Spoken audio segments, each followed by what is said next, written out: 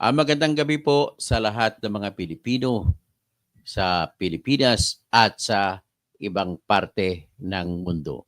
Lalo na yung mga nagrarally na nananawagan para sa pagpabor kay Duterte. No, hindi naman ako mga Duterte pero binabati ko kayo. Ang akin lang dito is I do honor, nirespeto ko ang inyong karapatan sa pagrarally. At mind you, to be truthful about it, bakit nagkaganon? Nagsimula lamang po ito sa yung parang pinutbol, no? Sinipa ng grabe, parang kinidnap talaga. Uh, that's the best word that I could describe what happened. Although technically speaking, ang nangyari po ay illegal arrest at saka nag-arbitrary detention muna kung ilang oras at bago ipinadala doon sa ICC. At kung ako tanongin nyo, illegal po yun kasi walang sanction ng ating korte, ng lokal na korte. Anyway, whatever it is, ito po ay binabati ko lang muna kayo, lalo ng mga kaibigan ko mga Muslims, ay tapos na naman po isang araw na Ramadan at may you have good and plenty of blessings from Allah. So, Allahu Akbar. So, Assalamualaikum warahmatullahi wabarakatuh. So sa mga syukran sa inyong sa mga mga Maranao, Maguindanao, Yakan o mga Tausog, magandang gabi po sa inyong lahat. No? Marayaw dum sa mga Matausog. Sa mga Maranao, Maguindanao, mapya magabi sa inyong langon. Okay, so itong rin pag-usapan po natin ay patungkol po ito sa eleksyon. Malapit na pong eleksyon. Alis muna tayo sa Duterte na usapin. Ang sa atin lang po ay eleksyon. Ano mangyayari sa eleksyon natin kung baka naman dadayain na naman tayo? O ngayon si Mr. George Erwin Mojica Garcia, hinahamon ko po kayo na sampahan mo rin ako ng kaso.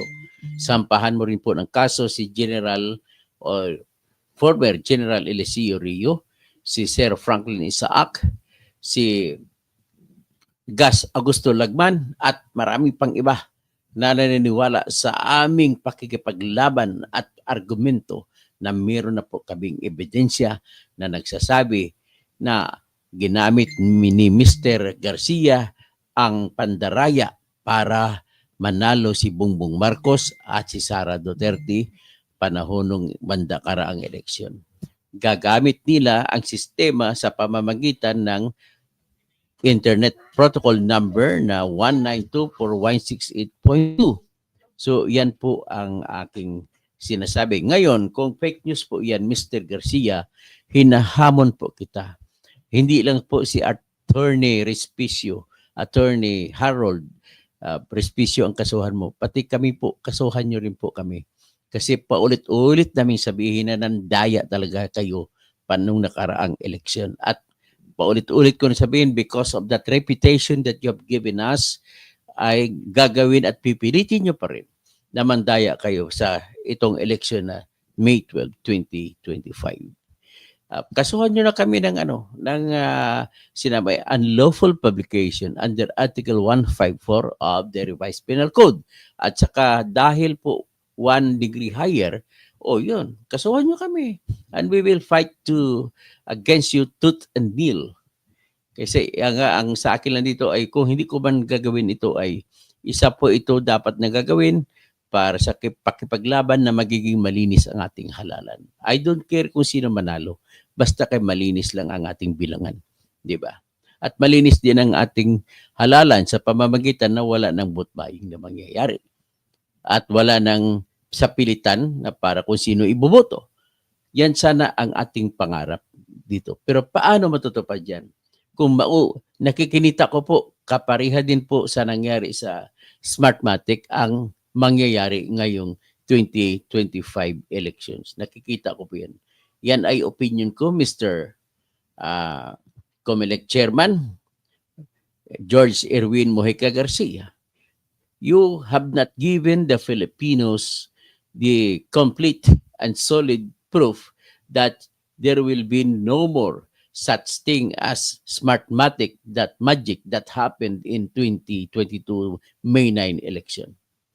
Kaya sa totoo lang, ito natutuwa din nga may grupo namin ni Tientrayo, pati ako, pati kami mga sumusuporta sa Tientrayo, na tutuwa kami at ano nangyari. Kasi parang dumating na sa suktulan dahil pinakulong nyo na si Digong at ito kasasunod nyo mga tao ni Digong, mga pulis, nakikita ko 5 pangalan, ay si General Bato, si General Albayalde, si General Romeo Karamat na taga Pangasinan, tapos si General Mati, tapos si Colonel Edelberto Leonardo ay nakapila na according to dating Senador Antonio Trillanes na isusunod sila na bitbitin ni Torre papunta sa Daheg. No?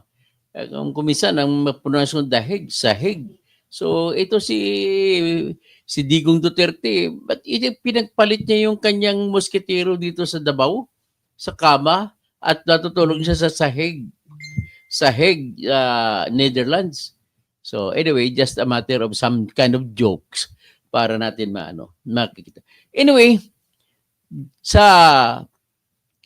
bago ko ipapresenta lahat, ang amin lang ang diwa ng aking kwan ngayon ng pagla-live ay iniisip namin po na nagagalit na rin si Ate Amy. Nagdeklara na siya na hiwalay na ang dikolor sa puti. Hindi na siya tatakbo sa ilalim ng alyansa ng mga dating DDS. Alyansa ng mga traidor kay Duterte. Kasi dating Duterte naman mga yan. At ang kalaban nila yun pinabili ng suka. Team Suka. So yan ang labanan ngayon. So nag-iisip kami dahil galit na si Ate Amy ay hinihingi namin po kami sa grupo ni General Eliseo Rio na umpisahan na ni Ate Amy ang investigasyon sa Smartmatic. Kasi siya naman po ang chairman ng election reforms sa Senado. Sana po Ate Amy, imbestigan mo. Kagaya ng pag-imbestiga mo so paano hinuli at si Digong Duterte at lumabas po daming illegal. Sasunod ko na vlog ipatatakel kung anong mga deklarasyon ni Ate Amy na daming illegal na nangyari sa paghuli. At sa amin lang dito ay hinihimok po kayo namin na magsalita na once and for all na patawag mo motu proprio investigation. Ibig sabihin ng motu proprio kahit wala ng resolution ay dahil sa siyang chairman, pwede niyang ipatawag ang lahat ng mga tao na nag-serve sa election noong 2022. At para malaman kung talaga ba, once and for all, hindi naman papabor sa amin or pwede papabor sa amin, ibig sabihin hindi natin alam pa talaga although mayroon na kaming ebidensya na dinaya din talaga yung election noong 2022 May 9. Okay. So isa pa, si Sara Duterte. Kasi alam namin na si Sara at saka si Bongbong ay nagkwentuhan yan kung paano sila manalo. At naniniwala pa kami na marubdob na dinaya ninyo ang eleksyon sa pamamagitan ng isang IP address number ng 192.168.0.2 para manalo kayo ng 31 million. Kaya ang 31 million, alam mo kung saan nanggaling yun, mga boto ni BBM, saka 32 million na boto ni Sara. Alam mo yun, Rosale, kung saan nanggaling? Boto po yun ng mga troll. Mga troll farm nila. Ganun lang kasimple yun. Kasi may kwento ng mga ginto. Kaya ngayon, ano pa ang iniisip namin? Yung awayan na ito, na-inspire kami maniniwala na darating ang panahon sa kasukdulan at magsasalita na si Sara na ang totoo po niyan, yung aming boto ay naipanalo lamang kami sa Pandaraya sa pamamagitan ng Smartmatic. Okay? Hindi naman nakakatulong sa ating Supreme Court kasi binasura ang Supreme Court ang boso nila. At sabi ng Supreme Court, wala raw obligasyon sa batas ang COMELEC na mag-recount. Kahit na nangako pa yung COMELEC na magpa-recount sa mamimili ang mga tientrayo na mga presinto na 30 precincts, doon magre-recount mula doon sa mga precincts sa Santa Rosa, Santa Rosa, Laguna. Hindi rin nangyari. Yung pinangako ay binawi ng COMELEC. Bakit mo binawi, Mr. George Erwin Garcia Mojica? Kasi alam mo yan, kasi abogado ka na magaling. Alam din niya ng kasama mong commissioner si Ernest Masida, attorney, kasi mga magaling. At alam din ni Attorney Ray Bulay, magaling yan na abogado, mga dating prosecutor ng Manila yan eh. Lahat kayo dyan, alam niyo si Corenting nag-resign na. Saka yung bago niya pinalit na dalawa, mga magagaling na abogado yan. Mga makulit yung utak niya kung mag-isip. Alam ninyo yan kung paano niyo ginawa ang lahat. Di ba? So, ngayon kung alam niyo, dapat, sa totoo lang, kung may konsensya kayo sa bayan, dapat hindi nyo na, huwag nyo nang dayain ang eleksyon. Ang problema kasi nito, tinalaga ni BBM si George Erwin Garcia, may conflict of interest. Anong conflict of interest? Siyempre, bilang commissioner ka, chairman ka, ay pangangalagaan mong interest ng bayan, ang boto. Pero sa kabilang banda, dahil kliyente mo dati si Bongbong Marcos, sasabihin sa'yo, dayain mo para manalo mga kandidato namin. Oh. So may conflict of interest. Dapat hindi natin papayagan na magiging election commissioner ang isang abogado na naging abogado ng mga politiko. Dapat kumuha kayo ng mga abogado na hindi nagpa-practice sa election law, kundi yung mga sa private, mga criminal law lawyers, civil law lawyers, mga administrative law lawyers, doon kayo kukuha. Yung hindi nag-handle ng COMELEC na cases. Kasi malabang pag COMELEC cases, may mga politiko na kausap yun. So ito ngayon, si Madam Aimee, tinira na naman si BBM. So we're hoping, pag dumating to sa sukdulan, mag-iimbestiga na si Madam Aimee, kagaya ng ginawa niya sa kay pag-aresto kay Digong Duterte na patunayan niya na maraming mali ginawa, at mag-imbestiga rin siya sa tinatawag na smart magic. Okay? So ito muna ang hamon namin ng grupo namin ni T-Intrayo, bakit si Attorney Harold Despicio lamang ang iyong kakasuhan? Bakit?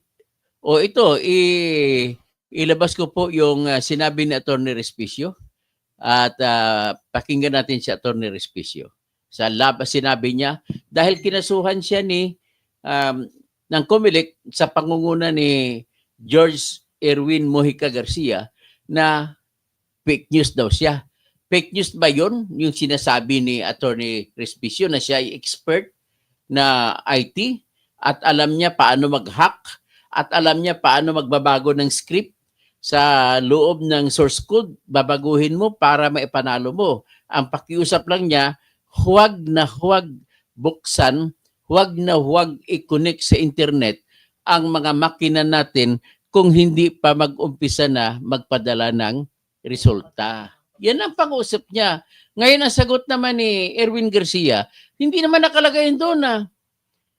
Pero sinagot na naman si Attorney Respicio, hindi nga nakalagay, pero kailangan explicit. Ibig sabihin, klarong-klaro, maglagay lang kayo ng isang sentence na utos sa mga teacher, huwag na huwag nyo buksan ang internet.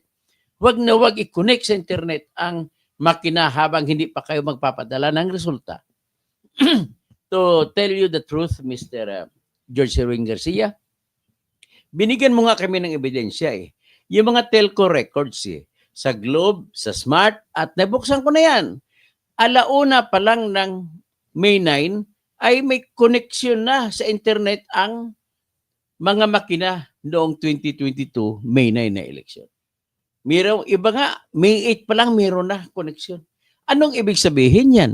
Ang ibig sabihin yan ay binigyan mo ng contact ang hacker na makakonek siya doon sa computer, nandoon sa kanya-kanyang mga bayan, sa Tawi-Tawi, sa Apari, at mamanipulahin nila yung in a split of seconds lang, madali lang gagawin.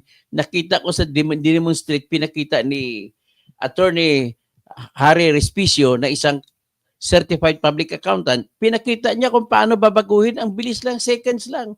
Baka talikod ka lang, ayos na.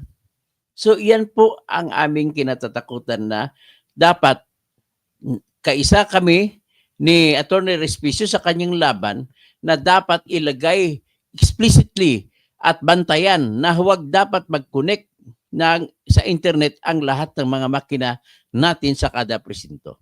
Okay? Hindi ba mahirap mahirap ba yung pakiusap na yun, Mr. Garcia? Bakit kakasuhan mo si Attorney Respicio sa pagsabi ng ganun? At ang sabi niya ni Attorney Respicio, kahit anong galing pa ng inyong makina, kaya kong sirain ang source code nyo. Kahit sinasabi pa yung source code nyo nakadeposito yan sa central bank, kaya kong pasukin basta nakakonect lang ako sa internet. Kahit may password pa yan, kaya ko gagawin. Yan ang sinabi niya. Hindi ba may fake news ba doon? Ang hirap naman sa iyo, Garcia. Bakit ka overacting? Ibig sabihin, talagang totoo ba yon? Yung pinakita ni Congressman Rodante Marcoleta na ebidensya na kung saan nagdeposito ng $100 sa dalawang bank account. Tig $100, nagdeposito at pumasok sa pangalan ni George Erwin Mujica Garcia. Sinabi mo, hindi ka naman lumabas ng Pilipinas. Oy, isubmit mo nga sa amin, pakita mo sa amin ang iyong travel records. Kukuha tayo ng travel records. Bigyan mo ko ng waiver. Kukuha ko ng travel records mo sa Bureau of Immigration para malaman ko kung umalis ka nga ng Pilipinas o hindi. Kasi ang katwiran mo, hindi totoo yung pinakitang bank account numbers na may bangko ka doon na binigay na pera na suhol mula sa Miro, binigay sa inyong lahat sa Comelec. Ngayon, para malaman natin kung totoo nga kayo nagsasabi, total na ipakita na ni Rodante Marcoleta yung na-deposito, pati account, sa'yo na ngayon ang bula. Kung hindi mo ibibigay sa amin ang waiver, ibig sabihin, itinatago mo ang katotohanan kung ano ba talaga ang iyong bank account number. Ang sinumang nagtatago ng isang ebidensya ay sa tingin po ng batas ng ebidensya ay kung ilalabas lamang ang tinatago na ebidensya, yan ay kontra sa nagtatago ng ebidensya. He who suppresses the evidence is presumed to be standing in adverse position if those evidence that he suppresses would only be produced. Ganun lang yan kasimple ang ating rules of evidence. Hindi mo na kailangan magkaroon ng jury. Hindi, intindi, di ba? Matalino kang abogado. Alam mo yan. So bakit ka magtatago dyan sa iyong, para kang si Bongbong Marcos Para mapatunayan mo na hindi ka addict, ipapakita mo lang ang mag-test ka, live test, live hair follicle test kasi may buhok ka. Pwede rin buhok sa ilong. Ako pwede sa buhok sa ilong. Ako wala kong buhok, kaya hindi ko pwede magpa-live drug test. Pero anyway, sinisiguro ko naman, makabili lang ako ng drug test equipment. Kung kaya kong bilhin ng presyo, dito magla-live ako, magte-test ako, ipakita ko sa inyo kung ako'y positive o ako'y negative. Gagawin ko yan. Ako mangunguna. So, pangalawa, may problema din kay Bongbong Marcos. Tinitira siya ng mga vlogger na ang kanyang asawa na si Lisa Araneta Marcos ay hindi pa nakauwi sa Pilipinas. At ang lahat ng mga pinupost sa kanyang Facebook ay puro Photoshop. Pinapalabas na kunwari na sa Pilipinas na siya. Ang hamon po ng mga vlogger, lahat ng vlogger, anti o pro, laban sa iyo, ay mag-live, mag-broadcast, mag-vlog ng live si Lisa Araneta Marcos kung saan ba siya. At ipakita niya sa likod niya kung saan siya, kung sa Manila o no. Kasi kung bakit ang suspetsa nila ay nahuli ang asawa mo na si Lisa Araneta Marcos na may kinalaman sa pagkapatay ni Mr. Paul Tantoco. Sino si Paul Tantoco? Si Paul Tantoco po ay 44-year-old na anak ng may-ari ng Rostans. Alam mo naman, masyadong bilyonaryo So bakit siya ang kwento, hinuli siya dahil na overdose sa droga, nag-injection sa droga, si Paul Tantoco. Tapos sinasabi, nung dahil nalaman ng investigador sa Amerika na ang pagkamatay ay suspitsa, ay dinaan sa examination at sabi, inaantay na lang ang coroner's report para malaman ko ano talagang cause of death. So ngayon, in the meantime, para mapatunayan nyo na hindi talaga siya involved dyan, ay napakasimple lang, mag-live labang po kayo. Nakakita ko ngayon litrato kinabit dun sa Lisa Marcos na page sa Facebook. Ayaw ko na lang pakialaman niya kasi tingin ko parang marites eh. Na nakalagay na may mesa, nakaupo ang lahat, may pagkain, may cake, maliban sa isang lalaki, may pagkain. Tapos, nilagay na sa harap ng mesa, kunwari nakaupo si Lisa, pero ang lahat naman ng mga nakaupo ay may sandalan ng bangko. Si Lisa walang sandalan ng bangko. Anong klase yun? Walang pagkain. Biro mo, First Lady, walang pagkain. O yan ang nakita ko. O in-insert lang, ibig sabihin, in-insert lang po yung litrato niya doon sa mesa. So ibig sabihin, itong bansa po natin, lahat po nagtatago. O kahit nga kay Duterte, nagtatago, di ba? O dami yung mga investigasyon na hindi rin na ilalabas dahil tinatago. O di ba? Pero in fairness naman sa mga anak niya, nag-live drug test si Pulong, negative. Ang nakita ko diyan, hinamon pa nga si Migs Nograles na kalaban niya sa pagka-congressman sa 1st District ng Davao City. So, yan po, kinikwento ko lamang ay sa para importante po ito sa ating general situation. So, kinikwento ko yan sapagkat kung ako tanungin ninyo ay may intention talaga yung grupong BBM na mandaya sa eleksyon. At kaya gagamitin nga nila ito si Mr. Garcia. So, Mr. Garcia, bakit si Atty. Respicio lang kasuhan nyo? Kami kasuhan nyo rin ng tinatawag na fake news. Ito, pakinggan natin si Atty. Respicio. Siya po ay anak ng Isabela at siya po ang magbibigay kulay at babawi sa karangalan ng Isabela na nalugmok sa tulay dyan sa Kabagan at Santa Maria Tulay. Ito, pakinggan natin. Si Attorney Harold Respicio, tumatakbong Vice Mayor dyan sa Rina Mercedes sa Isabela.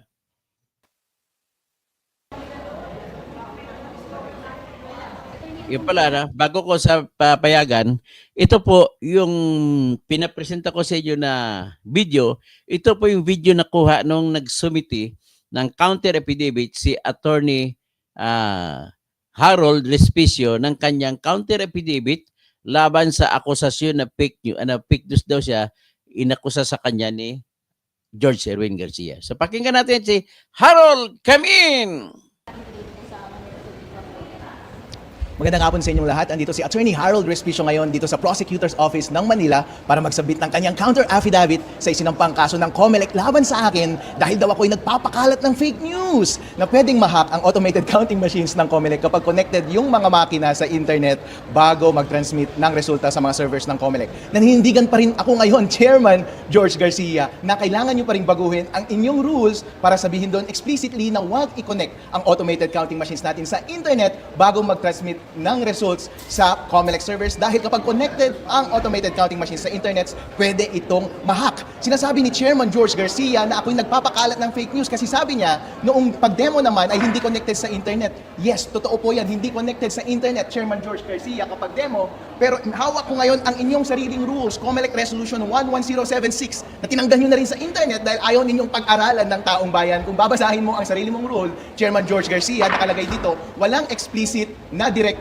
para sa mga COMELEC officials na i-disconnect ang automated counting machines or i-connect ang automated counting machines bago or on election day at i-connect lamang siya pag-transmit ng data. Kaya nalilito ako kay Chairman George Garcia instead na ilabas yung COMELEC rule na yan sa internet at ilabas yung video ko sa internet na nagdi-discuss ng vulnerabilities ng automated counting machine. Bakit ngayon pinatanggal? Bakit niya ako gustong ipakulong? Bakit niya gusto akong patahimikin? Bakit ngayon yung COMELEC Resolution 11076 ay tinanggal nyo na rin sa internet? Yung taong bayan tuloy, hindi na nila mapapag-aralan kung totoo ba yung sinasabi ko o hindi. Naninindigan ako. Simple lang ang resolution ko. Kung wala kayong ginagawang masama, COMELEC, walang mawawala sa taong bayan, walang mawawala sa COMELEC, walang mawawala sa demokrasya natin. Kung maglagay ka lang ng napakasimpleng direktiba doon sa inyong ACM rules na nagsasabi na huwag i-connect sa internet ang automated counting machines. Ano po yung naman yung counter affidavit na final? Yun bang sinasabi ko kanina yung naman yung counter affidavit? doon sa sinasabi nilang complaint, COMELEC Resolution 11076, nakalagay daw doon na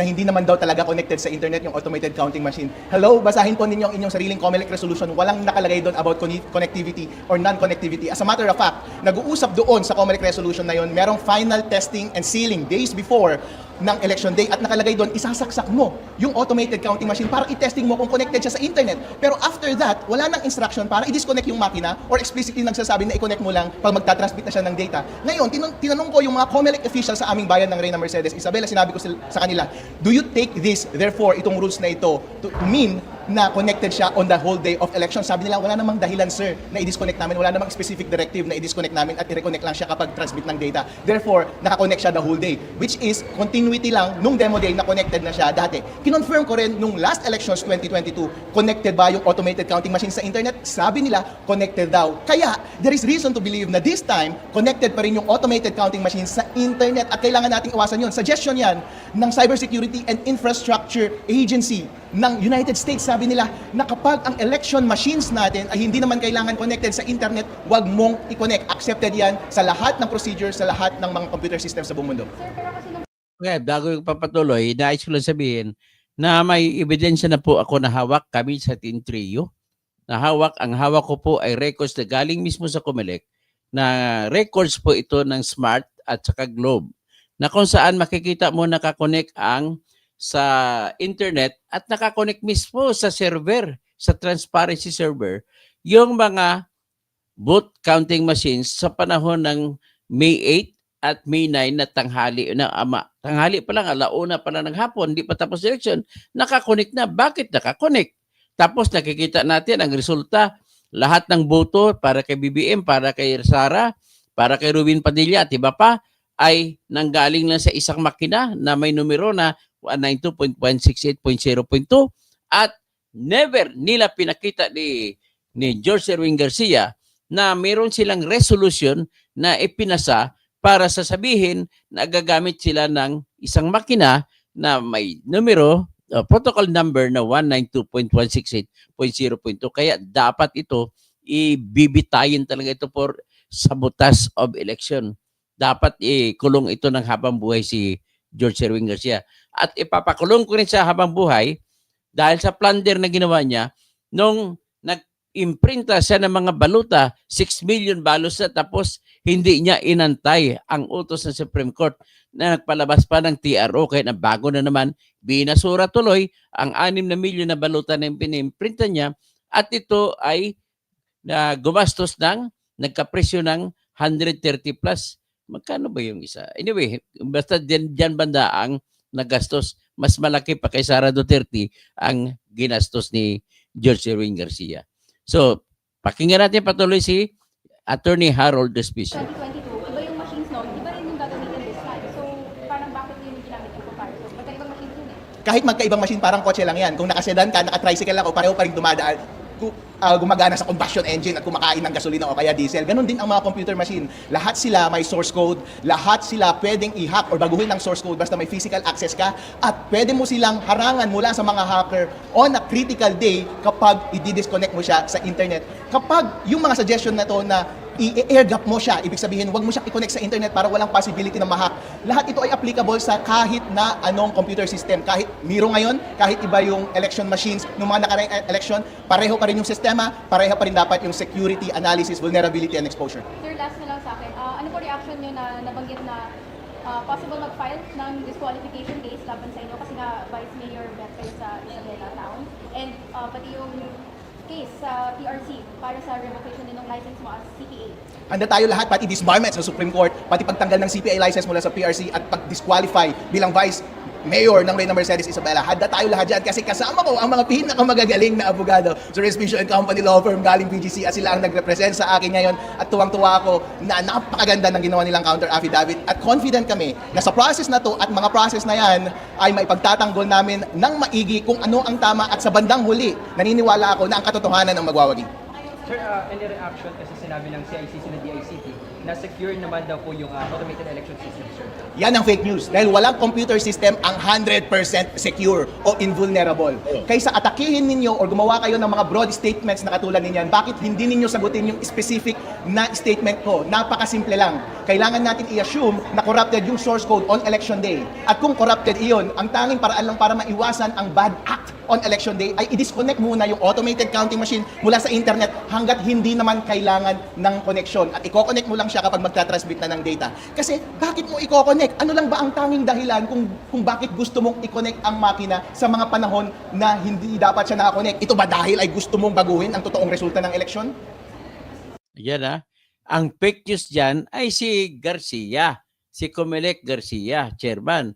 Kasi sinabi niya na hindi daw matatablan ng hacking ang makina na ginagawa niya. So fake news yan kasi ang katotohanan ayon sa expert na ito ay lahat po ng klase makina no matter kahit sino pang gumawa, Koreano gumawa, Amerikano gumawa, Chinese gumawa ay vulnerable talaga, hackable kumbaga. Hacker kasi ito magaling sa mag-hack.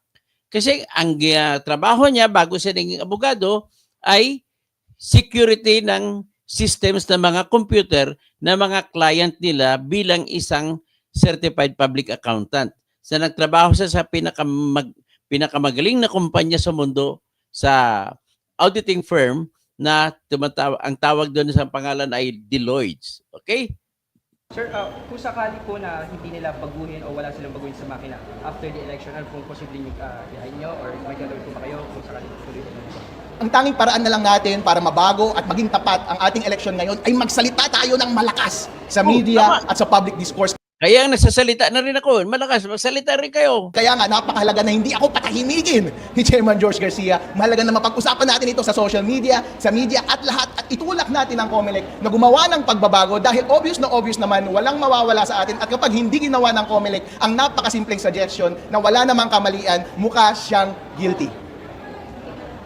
Mukhang guilty. So anyway, yan po ang sinabi ni Attorney Respicio. Ngayon, nais ko naman i-presenta siguro ang katotohanan. Ngayon, ano pa ba? Yung sinasabi ko, ito si Amy.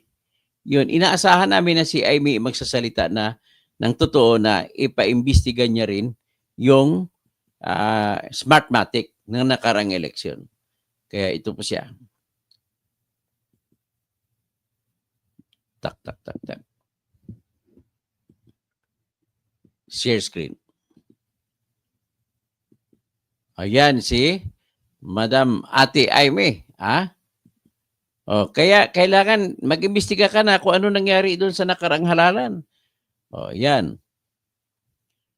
So, ito ay kuha sa litrato kanina nung nagsalita siya at dineliver niya ang resulta ng kanyang investigation na puro mali, puro krimen ang ginawa nila ni Nick Torre at saka nila ni Remulla, saka ni si John Vic Remulla at saka si Eduardo Año, kasama si Gibo Teodoro, kasama ang kanyang kapatid na si Bongbong. Talagang sinadya nila na ganon ang gagawin na dire-diretso ang pag-aristo kay Digong, hindi dinaan sa korte. Kung ako tanongin nyo, dapat dadaan sa korte yon. So sinadya daw, sinadya. So anyway, ang gusto namin sana kay Aimee ay imbestigahan niya na ngayon kung ano nangyari doon sa nakarang eleksyon. So ito naman, dahil ipit na si Sara, iniisip naman namin na sana ay magsalita na si Sara. Finally, ito po. So kasuhan nyo kami ng fake news, Mr. Garcia. Dahil ako, sinasabi ko na may dayaan talaga na nangyari noong nakarang eleksyon. So kung fake yan, kasuhan nyo na ako ng peddling or publishing unlawful o the fake news. Ito. Yan. Inaasahan namin na si Sara ay lumabas, tumayo at magsalita na paano ginawa ang pandaraya doon sa nakarang eleksyon. So inaisahan namin. Pag maipit ito, Pag malabas ang ICC, sigurado magsasalita na ito. Ayan. Yan, inisip namin ang salita siya. So kung sasalita siya, palakpakan namin. Ganun na po kasimple. Ano pa bang iba? So,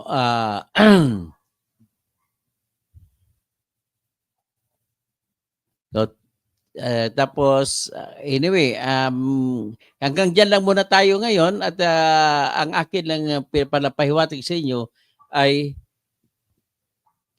simple lang. Isa pala, papakita ko lang sa inyo na nag-file na po ako kahapon sa Supreme Court ng kaso. Basahin natin sabay-sabay, ha? At ang kasong ito, ang pakay ko ay ang ayusin ang recount, manual recount. So ito po. So ang petition na ito ay yan, ha. Pangalan ko yan, ha, Berteni Catalonia Causing. Ako nagbayad dito sa Supreme Court, yung filing fee. So anong title na? Petition for certiorari and prohibition or for declaratory relief to declare Section 29 RA 8436 or random manual audit as null and void. Bakit po null and void yung Section 29? Kasi po nakasulat sa Section 29 na magkaroon po ng counter check sa pamamagitan ng manual recount sa ilalim ng Section 29 na yun, ng batas na yan, na inamyendahan po ng Republic Act 9369 na nagsasabi, ang kumilik lamang ang magkaroon ng kapangyarihan sa pagpili kung ano ang mga presintong pipiliin sa bawat distrito na bubuksan at magkaroon ng manual recount para kung makuha ang resulta sa manual recount, ibabangga po yan sa resulta ng automated counting machine. Sa nakaraan nangyari po, ibig sabihin, ang aking theory dito sa kasong ito, bawal po yan na gagawin ng COMELEC. Bakit? Magiging conflict of interest. So, bawal sa Constitution yan. So, ang prinsipyo ng ating Constitution ay check and balances. So, paano magkaroon ng check? Kung ang mag-check sa trabaho ng COMELEC ay COMELEC mismo. So, wala na check and balances. Kaya, hinihingi ko sa Supreme Court na ideklara itong Section 29 na unconstitutional o labag sa Constitution at ibabasura na. At hiningi ko rin na bigyan ng Supreme Court ng interpretasyon na ang COMELEC na salita, commission, ay tanggalin at ibig sabihin ito ay magtutukoy sa mga kinatawan ng lahat ng political party na sila ang bubuo ng Committee on Random Manual Audit. At kung babuo silang committee at ang pagpili kung anong kada isang presinto, kada isang congressional district ay hindi gagamitin sa pamamagitan ng computer ang pag-raffle, kundi maglagay ng Manila paper sa dingding, isulat ang lahat ng mga presinto at tawagin isa-isa ang partido, ang representante. O, dito sa District 1 ng Manila, aling presinto ang pipiliin mo na bubuksan natin at i-manual natin na bilangin. O, bahala ka mamili. At least tao, pintil-pin. Tapos, sinadjust ko rito na ang sistema, pagkatapos ng election mismo, pagkatapos ng election mismo ay hindi pa election, bawal kung may election pa, bawal mamili. Kailangan ang pagpili kung alin ang bubuksan ay yung pagtapos na nagpadala na ng resulta ang bawat makina mula sa iba-ibang probinsya, mula Tawi-Tawi, mula Apare, mula Bicol, mula Cebu, mula Mindanao, mula sa Zamboanga, mula sa Panay, mula sa Negros, mula sa Bohol, mula sa Samar, mula sa Bicol. Kaya pag napadala na, saka pa ngayon mapipili kung aling presinto ang bubuksan. So, pag binapili na, doon mismo tatawagan ang mga teacher na ang mga teacher na siyang nakatalaga sa mga presinto na napili. At tawagan sila, sasabihin sila, okay, mag-recount na kayo, manual. At ang lahat ng recount ay kailangan naka-live stream para makita natin. At ang recount mismo ay gagawin mismo doon sa presinto. Hindi na namin pwede payagan yung ganong recount, dadalhin sa Maynila ang lahat ng balota, sapagkat pag dinala mo, pag dinaan mo sa kalsada, ay mapapalitan, may ballot switching na tinatawag. Kaya kung maalala mo noong May 9, 2022, di ba maraming nakita mga balota para pirnalya doon sa Cavite, sa Bacoor? Kasi nandoon po sa Bacoor ang F2 Logistics na siyang nagbibitbit ng mga mga presento, mga ballot boxes at mga makina ng vote counting machines. Sila nagbibitbit at dinala nila ang ang recount dito sa Diamond Hotel. So mali na yon, may mga may mga pumasok na ng elemento na pandaraya doon kasi pinalitan na po ang mga baluta along the way. Biro mo, bibiyahe mo galing Makati, galing Tawi-Tawi, ganon. So ngayon, para walang dayaan na mangyari, right there and then, para walang switching ng balot, mismo sa presinto, pagtapos ng magpadala na ng resulta, ay manual recount kagad kung napili sa manual ang kanyang presinto. Sa batas kasi, isang presinto, bawat congressional district ang pipiliin, randomly, walang itutukoy kung alin. Basta randomly, pipiliin para buksan at manual recount para ang resulta nun ay ka-counter-check sa resulta ng tinatawag na automated counting machine. So, okay? Sa tingin ko na naintindihan ninyo, yan po, pinasinampa ko yan kahapon. Nagkagasto ako dyan 20 mil. Sarili kong kaso, sarili kong gastos para lang sa maitutulong ko sa bayang Pilipino.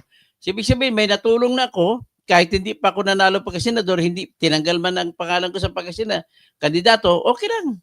O ito yung senator ko, ang aking petition. So the petitioner, a registered voter, okay, blah, blah, blah, is petitioning for the declaration of nullity of Section 29, RA 8436, on the ground that it violates the exclusive purpose of ensuring free, orderly, honest, peaceful, and credible elections. Tapos, dito nilagay ko ang batas, kung anong batas. Ito yung batas kung bakit sinasabi ko na null and void o labag sa Constitution. Section 29, Republic Act 8436, o na inamyendahan ng Republic Act 9369. Sinabi to, random manual audit where the AES, ibig sabihin ng AES, Automated Election System, is used, there shall be a random manual audit in 1% per congressional district, randomly chosen by the commission. Bakit ang commission pipili? Bawal yan. Sila na nga yung magpapatakbo eleksyon, sila pang i-check, sila pa mamimili kung sino, kung alin ang presinto na pipiliin i-check.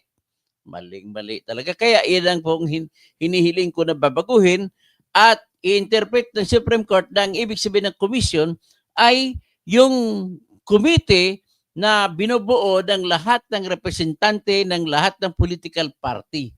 At sila ang magpipili at ang pagpili kung aling mga presinto ang bubuksan at manual recount ay tao-tao na.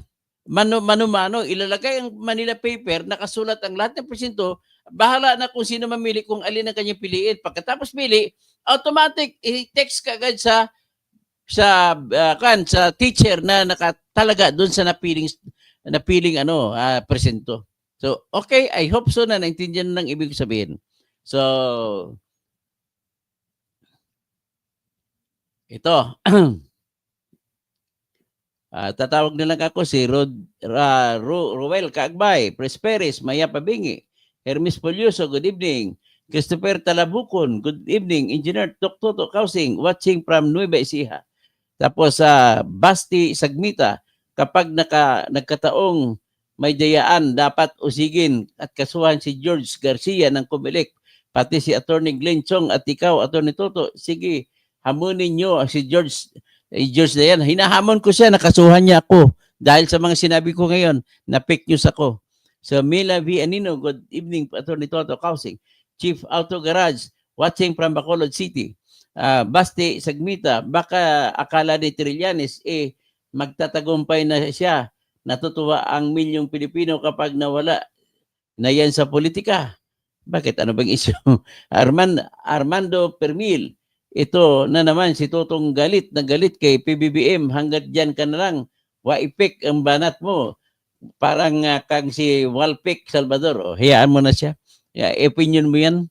Sige. Basta manunood ka lang sa akin lagi. Kahit banatan mo ako, okay lang. Siyempre, madadagdagan yung ano ko, ang views ko niyan pag andyan ka. Kapag wala ka, di -1 yun, di ba? So, hunyal lawayan.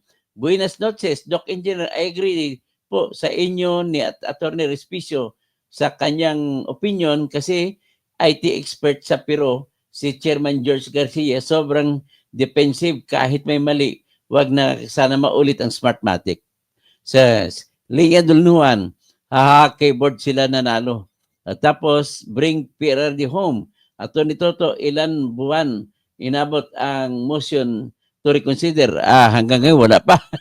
Lynn Mulado, Lunas Capiz, Mateo Framincio Malasike. Good evening po, Dr. Toto. May alam po si Amy na sa nakaraan na election noong 2022, kaya takot din yan si PBBM kay Amy. Si Gregorio Babaran, magandang gabi po, Attorney Dr. Engineer Toto, Bunyog Kausing, Kababayan Channel, Engineer, mas bagay ang title kong Mr. Toto Expose. Ganun ba? So, Regent Ford, magandang gabi, Attorney Kausing, believe talaga ako sa tapang at panindigan mo. Salamat po. Vivian Sarimo, obvious ang evidence. Ang bilis ng transmission nakaset na. Si Gregorio Babaran, percentage po ang ilang percent, 100% po ang pag-asang pagsang-ayon at suporta ko sa laban ng bayan against election manipulation. Salamat po. Si Joboy Francisco, go Attorney Banyo Toto, kasi sabi ni BBM, 12-0 daw, kaya para, nako, 12-0. Sino kaya ang 12? Sino 0? Yan tanong. Ngayon na napapansin ko, mas dumadami ngayon ang mga botante ni Duterte, kaya bumaliktad si Amy. Ganun ba yan, Madam Amy, Ate Amy? Kasi namimilipit siya, huli siya sa sorbi ko no. Kaya kailangan niya manalo. Kailangan niyang tulong ng mga DDS. So Gregorio Babaran, tao lang ang gumawa dyan sa mga computer sa siguradong kayang-kaya manipulahin yan ng matalinong mga tao katulad ni Attorney Respicio. Flor Alcano, Hoy Garcia, mangako ka na agad, sundin mo ang suggestion ni Attorney Respicio. Kung hindi, talagang plano mong dayain ang eleksyon. Mga taong bayan, isigaw natin sa Comelec. Art Miniature, Marhay na Banggi po, dyan Dr. Engineer, Marhay na Banggi, Diyos mabalos sa mga tao na nakatira sa mayon na magayon na mayon. Rogelio Tapado, watching from Los Angeles, si Kaka, no? Sabong Bicol, good evening, Engineer Toto, watching from Pleasant Hill, California, USA. Georges Gasolga, pati ikaw naniniwala sa fake news na pinalabas ng mga DDS, ay hindi naman yan fake news. Yung alin, yung kay Lisa Aranita, naniwala ko doon na totoo yun. Wonder Mike, mayad nga gabi, Toto Kausing, mayad nga gabi man sa tanan nga karaya, rugto sa Kalinog, Haniway, sa Lambunaw. Tapos Edtan sa Amerika Toto, kung may involvement na si Lisa, hindi gid na magtago sa Amerika, hey, mahuyan ta nga taga Coronadal. Taga Coronadal si Edtan. Taga Marbil, pareho natin si Nick Torrey, taga Coronadal din. Belinda Palmis, Gogo Attorney, laban para sa buong bayan. Ay salute yun na matapang at magsiwalat ng katotohanan. Hugot University, takot kasi si Comelec Chairman Garcia na kasuhan si Atty. Glenchong. Bakit kaya? O dapat kasuhan niya ng fake news si Atty. Glenchong. Ronald Sinining, umayos ka George, basta umayos ka. Bobby Cortez, good evening Dr. Toto Kasing, help also Attorney Harold to protect clean election. Yes, magsasanib pirsa po kami. Tapos, good evening Engineer Toto Kasing, mabuhay ka. Walang pinapanigan, puro katotohanan at naiyan sa batas ang sinasabi, na ayon sa batas ang sinasabi. So, Alexis Rojas, tama, kasuhan nyo rin ang TNT Trio, Glenchong at Toto, Tirador, Bunyog, Kausing, Vicente Ferrer. The Comelec now under Garcia is worse than the Comelec then under Leonardo Perez during the Marcos Sr. dictatorship when cheating was the subject. No? Vicente Ferrer, ex-Comelec officer, Capiz. Wow. Officer, dating election officer ka pala, Mr. Vicente Ferrer. Sa akala ko yung santo na si St. Vincent Ferrer eh. So Celso Linto, katoto, dapat naalisin si Garcia sa Comelec. So Willa Baliw, kahit nga quantum computers may vulnerable. Robloxman, shout out po, Toto Engineer. Kausing, always watching, replay po. Salamat. Alia, Tahiroglo. Nako, may balak yan, Mandaya. Good job, Attorney Respicio. So, Jack Baltasar, sige Toto, Tirador, galingan mo ang pagdemanda yan kay Comelec, German Garcia. Danilo Thailand, Naimbag Arabi, Engineer Dr. Tobunyog, Kausing, and family present. Salamat, Danilo Taiwan. Tapos, Ayla Tahiroglo, watching from Monaco. Monaco sa Spain ba yun? Monaco. Ricardo Aban, good PM katoto, para sa katotohanan. Boom! Robloxman, mukhang guilty talaga kasi mga react sila agad. Overacting ang reaction Charlie Whiskey, matakot kayo sa reprinting ng balot. Dapat nagpa-reprint ng balot, dapat hindi reprint ng control number. Dapat i-declare void ang kamali na print. Okay. Ed Tan. Okay. Okay, tibig sa election Toto. Okay. Ricardo Aban, preliminary result ng Senate hearing about sa illegal arrest ni Tatay Digong. Tapos ng preliminary hearing sa September 23 sunod na hearing. Ibita Iskandar Kausing, oy, kamag-anak ko sa Davao de Oro. Maayong gabi diha sa Davao de Oro o sa tanang dapit diha sa Davao. Apil na diha sa akong pag-umangkon nga nakapuyo diha sa akong balay sa Davao City. Baka sa buwata, sabi ni Rodo Saruna, baka sa buwata naman ng Comelec Thieves, ang mga teacher na bantay, alam mo na gaano katuso sa salot. Sige, tingnan natin, kailan magbantay tayo lahat. Edtan, halong sang drama ni Aimee, basi wow, bali, Ayla Tahiroglo, galing mo Dr. Toto kasing mag-explain. Charlie Whiskey, pag nadaya ang kulong na yan, Araceli Miyamoto, Armando David. So sa tingin ko ay kailangan mabasa ni Attorney Respicio ang source code dahil sa yung program na pwedeng mapagdudahan. Doc Engineer, magaling sa magbasa Region Ford, Attorney Libayan, na dating Attorney Kausing na lang ang makikita kung totoong tao dito sa YouTube. Charlie Whiskey, dapat raffle yan. Anong present? O nga, Dominic Marco Barba Jr., keep up the good work po. God bless you as all. Tapos, si Rodi Barbie Pasto, Rodi Rabi. Tapos, sila pa, Charlie, bantayan nyo ang balot reprint. Delikado, okay. Green Heat, Green Heart, si BP Sara talaga ang nanalo sa BP. At kung may dayaan man, 100% akong walang alam si BP, sa hindi niya kailangan magmandaya. So Charlie Whiskey dapat hindi mag-reprint ang control. Wonder Mike, mga Catalonia, damo sa Kalinog Attorney. Sa Kalinog, yung mga kamag-anak ko dyan. Sa mga kamag-anak ko ng mga mga pamilya Dimorito, pamilya Katoliko, pamilya Catalonia, at saka dyan sa Haniway. Tapos ang lolo ko ay, ang nanay niya, galing sa Lambunaw. Armando David, magaling na idea yan. Doc Engineer, magastos lang kahit random kung hindi pinabasa, pina-inspect yung source code. Maraming salamat sa malasakit mo para sa malinis at kaduda-duda na election result. Zone Radar, Black Hat, dapat araw-arawin ito pagpapag-alala. Araw-arawin ko po ang election na matter. Dapat i-declare na void ang mga kamali na ballot control number. Presperis, sana manual counting sa election. Imornibal, watching from good evening, from La Union. Bini Arsiga Capio. Tapos good evening, Attorney Kausing, Madam Malamang, pre-program na yan. Imornibal, watching po. Rogelio Tapado, Rudo Saruna, tuso talaga yung Comelec. Zone Radar, maniwala ako sa vlogger na mapagpanira. Tapos Opel Maria, watching from Bicol.